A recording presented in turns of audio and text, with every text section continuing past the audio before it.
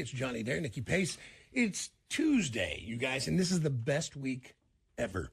Our friend of the show, Craig Gass, is in the studio. He's not because he misses me, not because Kansas City is the most important city to him, but because this week Kansas City is the best place you could possibly be. Chappelle on Sunday, Nickelback tonight, Queens of the Stone Age on Wednesday. Then on what else we've got? What's the next show after that? 3 days race on Thursday. 3 days, but Bert Kreischer. Now, we're going to go to the Kreischer show at T-Mobile, and then off to Guns N' Roses on Saturday night. And then me. Born November 3rd in Tampa, Florida, he is a comedian who you've seen in such specials as The Machine, Secret Time, Hey Big Boy, and Razzle Dazzle. You can listen to his Birdcast podcast and his podcast with Tom Segura, Two Bears, One Cave. His new movie, The Machine, is streaming everywhere now, and this Thursday night, you can see him live on stage at the T-Mobile Center. Please welcome longtime friend of the show, comedian Bert Kreischer. Mr. Bert Kreischer, how are you? What's up? How you guys doing? Dude, this is going to be the best week ever. Ever in really Kansas City, man. I'm telling you. It sounds epic already. You being here Thursday night at T-Mobile Center, we got to see Chappelle on Sunday, Guns N' Roses on Saturday. I mean, these are going to be amazing days. This is epic. Holy cow. Guns N' Roses? You should stay. You should not leave. I'm sure you have a date. You just blow it off and just stay with us. It's Wichita. Yeah, see, it's all right. That's all right. By the way, Bert, it's Craig Gass. I hear it, Craig. I haven't talked to you in forever. And on your show night, I want to bring some people, and I don't want to say it on the air, but we just mentioned them. Yeah. But I want to bring some people to your show. Please. Okay. Please. The one thing I know, Johnny, is if Craig is bringing people, they're people I love. Yes. Yeah. Right. I've known Bert for 25 years, and to see him become a superhero version of himself, he's always been the same guy. The same, you've always been the same easygoing, lovable guy. When I first arrived in New York in 1998, he was a guy who I would pick his brain about, like, who should I watch? Who should I, like, there was a club that we all used to hang out at, Boston Comedy Club. And for a period of time, Bert was actually the door guy at the club. But here's the thing. I have a hard time considering you're big enough and certainly capable, but I just don't see you in that bouncer role. Like, you're such a happy, like, looking for the next good moment laugh That's a good guy, point. you know? That's a good point. Yeah, I was the opposite of the bouncer. I had to bring people in, and I was horrible. I was horrible at bringing people in. Oh, that's right. I brought a dude in with ice cream one time. I just froze. I was like, "Don't worry, we have a freezer. I'll put your ice cream in the freezer." Was that during Dane Cook's set? Yeah. Dane Cook has a set that he talks about where he said that there was 6 people in the room. One of them had all of his groceries on the table, and he goes, "Is that your groceries?" And the guy said, "Yeah." And I have ice cream, and it's melting. And he was mad at Dane. Oh my God! I didn't realize you were there that night, dude. But that's the thing about you, Bert. Is you're playing T-Mobile Center. It's going to be great. Razzle Dazzle is in full effect, but everybody I meet that has known you for any length of time, that's the one thing that always gets brought up right out of the gate is how genuine and real and just your taste for this life is undeniable. And I always say I'm gonna have a great funeral. Like my funeral is gonna be pretty epic. Yeah, man. I mean, it really is. I mean, it's this life is short, right? And you got to take all the chances and walk through all the doors, and that's exactly what you've always done. Well, thank you. You're also getting a good cross section of people I like.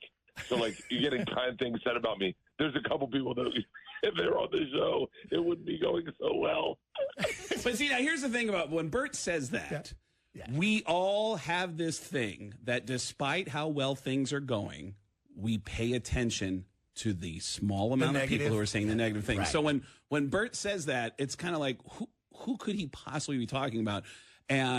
But in Bert's mind, he's amplifying it in his head because I think we all have that same. No, that's the crazy. Well, we all have that insecurity about like when we're on stage. If there's one person who's got a weird look on his face and looks angry, it's like, what's that guy's deal? Yeah. You know? Do you ever get over that, Bert? Oh yeah, and you get and this, I don't mean this in a weird way, but like you get some really psycho mega fans who get front row seats and they're so shocked that they're seeing you. They don't laugh. They just give you like a death stare, like they're in Vietnam. Yes. And you just ran into their bunker. Yes. In the morning. Yes. Jesus came back. He came back. Yeah. Yeah. Yeah. I've had some weird interactions. Have you had a crier, like a full Beatles crier? Yeah. I've had every run of the game. I'll tell you a really, really interesting one. We had a legit, like, hardcore death threat once. Oh wow. And really bad. And my daughters were on the road with me, and they brought my daughters in. They had to, like, we have security, FBI's there. It's really bad. And they tell my daughters about it. And it's not my first. This person wanted to murder me, so not that I'm used to it, but I'm like, this stinks, but this comes with the territory, and the FBI is there. And they keep everyone abreast, and then they walk out of the room, and my daughter Isla looks at me. She doesn't say anything. She's just staring at me, and she goes, "So, was it worth it?" Wow. I go, "What?" She goes, "Oh, the tour bus, the tour, the fame, the money. Was it worth it? Because this is my life," and just walks out. I'm like, "Great." How old was she when she said that? Johnny, it was 4 weeks ago.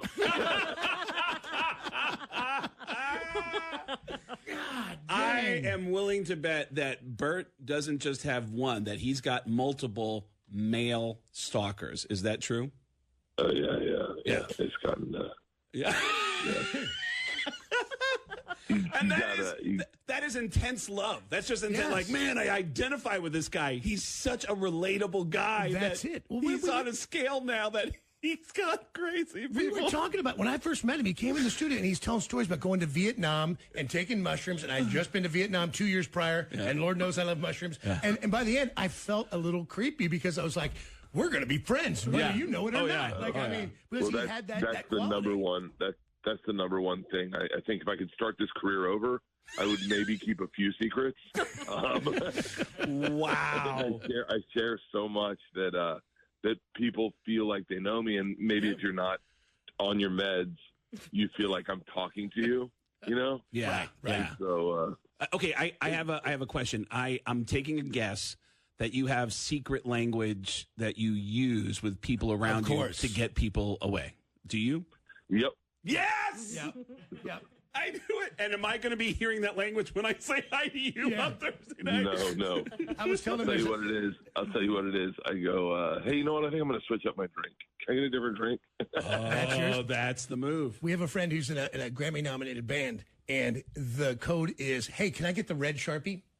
And that's the code of, like, you've gone from, this one's got to go. Mm-hmm. Yeah, it's because it's scary, man, because people really will think, Bert, that you're talking to them. You've sent them messages through your comedy, through your special, whatever it is, because it happens at radio, right? Like somebody stays up for too long on meth and you played that song for that message and that's what happened. Then you played that commercial. I know what you're doing. And you're like, man, you got to take a nap. Like you're. Yeah, and especially the amount I talk. I mean, I have I think I personally have 4 podcasts.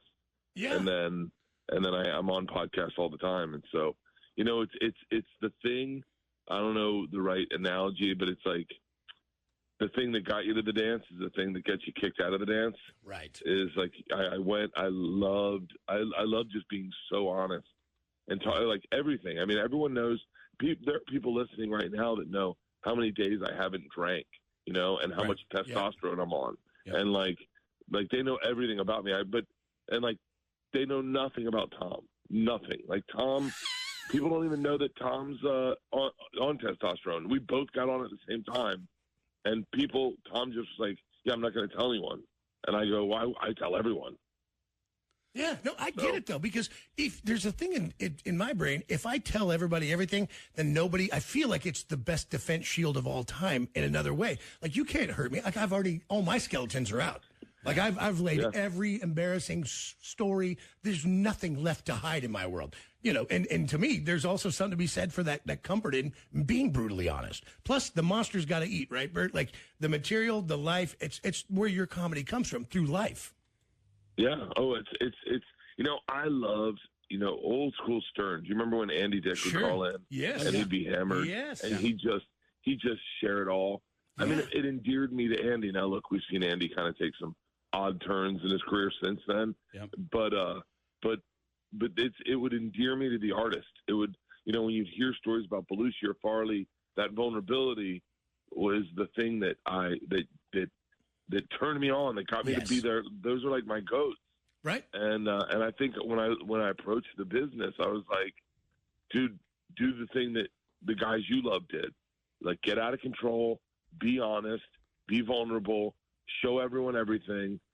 And I was like, that's like easier, way easier than being Tosh and being brilliant, or being Byrne being brilliant, or being, Attell and being brilliant, or being Craig and being amazing. I mean, Craig is literally Craig goes on radio and is unfollowable. So I think my angle was, let's open a bottle of whiskey and tell them all their secrets. Yes, without a doubt, man. I mean, because people love that look. And again, you have a great way of looking at this life and walking through this life. We've talked about this, that it is, look, this is a short life. Living as hard as you can, as well as you can, and as fearless as you can is the only thing that'll comfort you on the other side. Yeah. Yeah. I mean, that's it. I mean, you don't want to get to the end and go, if I'd have been a little braver. You know what I mean? You just go with it. Yeah. Yeah. I mean, it's the truth. There's, I'm always shocked at what people don't share, Yeah, me too. Because I go, then that's gold. Why aren't you telling people about that? Like, Tom has the best story about his son. I would have put this in a special 2 specials ago, and he's not telling it. And I said, why not? And he goes, I don't know. And I'm like, oh my God, it murders. I mean, I told everyone when my daughter got her period. Yes. Yeah, you know what? Red party. Yeah. But how often does it come back to you? Like, I remember telling a story on Howard about going to rehab, and the only reason I wanted to tell the story is because I accidentally checked into a gay rehab. I didn't know it was a gay rehab. Hold on. So now you're not gay? Well, it was. I was there for cocaine. You can cure that. You can cure that. I got it. I went. I didn't know it was a gay rehab, but I went there for drug and alcohol treatment. It was a rehab for gay people. It was a gay friendly rehab. Okay. And it was just a funny story. And then I got hit with all these messages of, what was your drug of choice? So how long you been sober? And I felt uncomfortable that I invited all of that in. Right. And and then I just wonder, how often do you, I mean, at this point, you're just so far over, like, you've shared so much. Where is your line now that you're like, well, I got to stop doing this because this really bit me in the ass? Well, you either go 100% or you got to stop. I guess, so there is no line. There is none. I don't think, Bert, no, do you think? There's no line. I mean, even like, and especially now, because now I don't know. Now I've never looked for a line, and so now I don't know, like, at all what not to share. Like I stopped drinking like 50 days ago or whatever. And I started sharing that online, and immediately agents and managers like, yo, don't say that you're not drinking.